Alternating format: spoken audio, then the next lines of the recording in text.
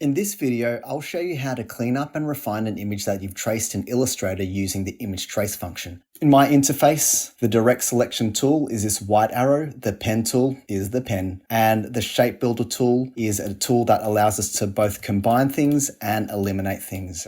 The direct selection tool allows me to get my white arrow and manipulate certain parts of my object around. Getting the handle, I can manipulate the curve. Pulling out the anchor allows me to manipulate things all the way around. Now, when we come to the pen tool, if I click on the flyout or if I press and hold, a flyout appears and I've got the normal pen tool, which allows me to draw a shape, but the add anchor point tool allows me to add a point to my path, for which I can then get the direct selection tool and pull that out or move it to a direction that I want. The delete anchor point tool makes sense. It allows me to hover over that anchor point, click it, and it goes away. Now, the anchor point tool is one that I use quite a lot because it allows me to create either hard edge angles or curves. And for that matter, I can break the handles and convert it to do something else. When I then have broken the handles, these work independently from each other. If I keep them just as a curve, when I move one side, it automatically balances out by moving the other side. Even though I can still move this however much I want, that's how that particular thing works. The shape builder tool is a pretty cool tool which allows me to create new shapes from existing things. But I first need to demonstrate that by creating a line out over here, a line out over there, and say a line over here. We can't see it at the moment because they are invisible. Let me just do that. With my shape builder tool, I've got to select everything. Then when I hit this and hover over certain sections, I've got a display that lights up showing different sections that have been identified by Illustrator. If I click and drag over certain things, it combines that into a new shape. Let me just undo. If I hover over an area and hold down the Alt or Option keyboard button and click it, it actually removes a certain part. And for that matter, I can remove lines as well. I can click and drag and multiple things get taken out as well. We're going to use these tools to be able to demonstrate how we can clean up a traced image like this and convert it into something like that. So you can see that I've got a really pixelated kind of edge over here. And in fact, I don't want that. I actually want it to be a circle like I intended over here.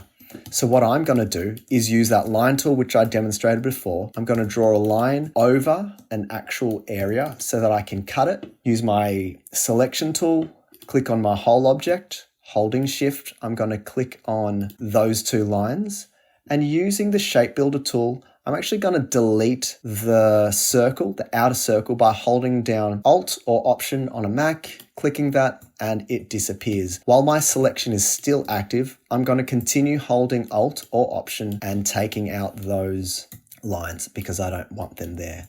It probably would have been helpful though if I backtrack and actually draw a ellipse over this whole thing first. So let me do that. I will hide that. Let's do that again. When I unhide it, there it is. It's back there. Now I'm going to do the same thing for over here, but this time I'm going to use a curved path. If you've got an area, when I use the shape builder tool, and it actually hasn't segmented the area that I want, it means that my line work hasn't actually gone far enough. Visually, it might look like I am out over here to be able to make a clean cut, but I might actually be within my path. So I'm just going to go quite far out and select all of that using shape builder. Now I get that area which I can delete.